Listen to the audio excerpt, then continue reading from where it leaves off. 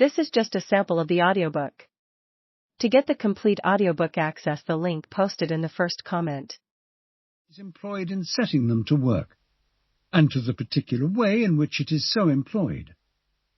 The second book, therefore, treats of the nature of capital stock, of the manner in which it is gradually accumulated, and of the different quantities of labour which it puts into motion according to the different ways in which it is employed. Nations tolerably well advanced as to skill, dexterity, and judgment in the application of labour have followed very different plans in the general conduct or direction of it, and those plans have not all been equally favourable to the greatness of its produce. The policy of some nations has given extraordinary encouragement to the industry of the country, that of others to the industry of towns. Scarce any nation has dealt equally and impartially with every sort of industry. Since the downfall of the Roman Empire, the policy of Europe has been more favourable to arts, manufactures, and commerce, the industry of towns, than to agriculture, the industry of the country. The circumstances which seem to have introduced and established this policy are explained in the third book.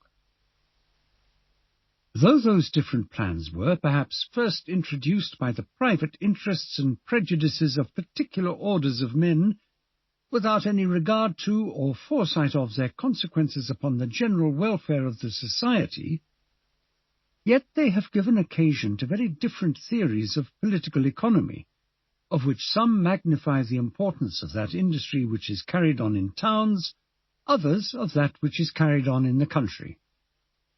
Those theories have had a considerable influence not only upon the opinions of men of learning, but upon the public conduct of princes and sovereign states.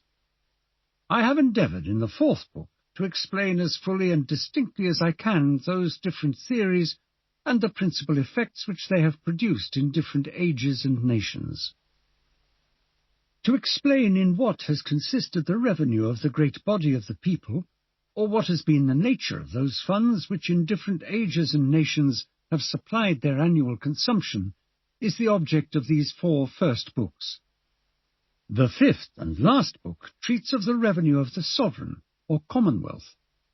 In this book I have endeavoured to show first what are the necessary expenses of the sovereign, or commonwealth, which of those expenses ought to be defrayed by the general contribution of the whole society, and which of them by that of some particular part only, or of some particular members of it.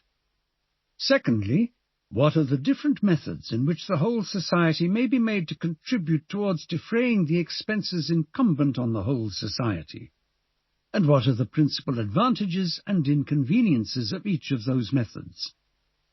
And thirdly and lastly, what are the reasons and causes which have induced almost all modern governments to mortgage some part of this revenue, or to contract debts, and what have been the effects of those debts upon the real wealth, the annual produce of the land and labour of the society.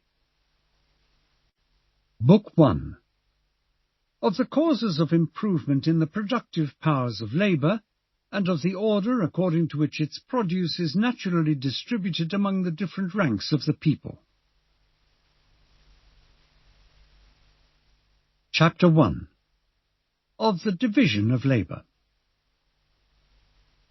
The greatest improvements in the productive powers of labour, and the greater part of the skill, dexterity, and judgment with which it is anywhere directed or applied, seem to have been the effects of the division of labour. The effects of the division of labour in the general business of society will be more easily understood by considering in what manner it operates in some particular manufactures.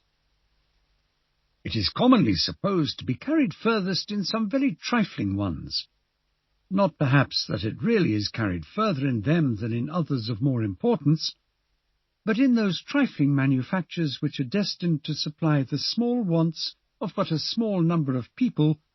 The whole number of workmen must necessarily be small, and those employed in every different branch of the work can often be collected into the same workhouse, and placed at once under the view of the spectator. In those great manufactures, on the contrary, which are destined to supply the great wants of the great body of the people. Every different branch of the work employs so great a number of workmen.